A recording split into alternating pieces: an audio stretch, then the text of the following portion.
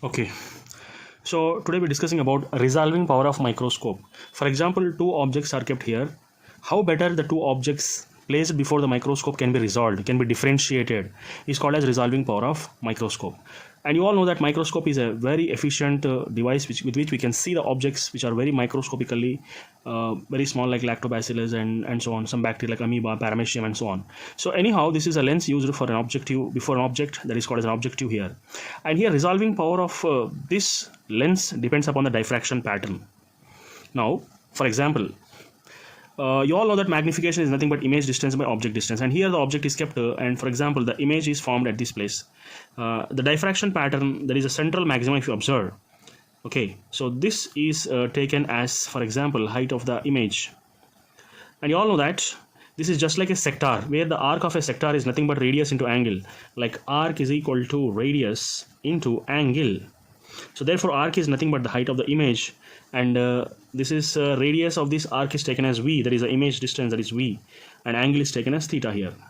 So height of the image is nothing but v into theta, and we all know that in diffraction theta is considered to be 1.22 lambda by, that is the diameter of this lens which is considered is 1.22 lambda by d according to diffraction theta value. So therefore here height of the image is nothing but v into 1.22 lambda by d here. Okay, so here image distance is considered to be v, object distance is nothing but u, and that u is considered to be the focal length here, focal length where the object is kept, that is called as principle of focus, f here. We are focusing on the object here at this place. So anyhow, getting the height of the image like this, and we all know that magnification is considered to be height of the image by height of the object. Okay, and height of the object is nothing but height of the image by magnification. And height of the object here, if it is considered that the minimum height of an object, that is the minimum distance, which is height of the object minimum, is taken as height of the image, which is v, that is 1.22 lambda v by d whole divided by m here. Okay, so therefore with this it is understood that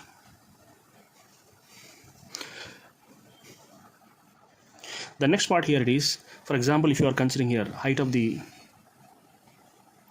object which is said to be minimum, here we have taken 1.22 lambda by d, which can be taken as v by m here separately, and we all know that magnification is considered as v by f. This implies that f is considered to be v by m, so we can replace v by m with f. So therefore height of the object, which is minimum distance between that object, is taken as 1.22 lambda by d, where v by m is considered to be f here. Okay, this is, let us imagine, to be in equation number 1.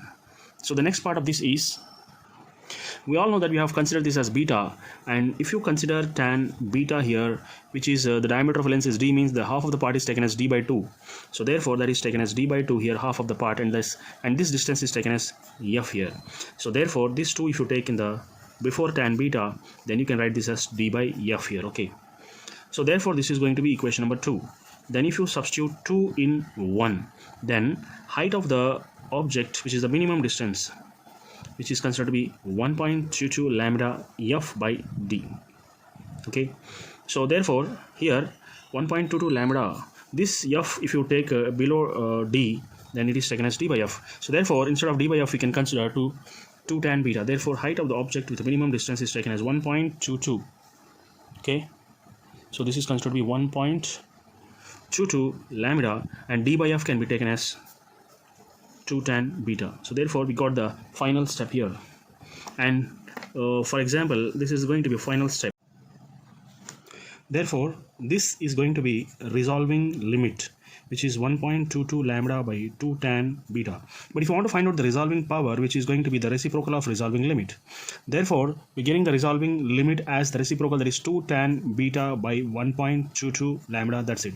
So therefore this is the final formula for us, which is giving the resolving power, which is 2 tan beta by 1.22 lambda.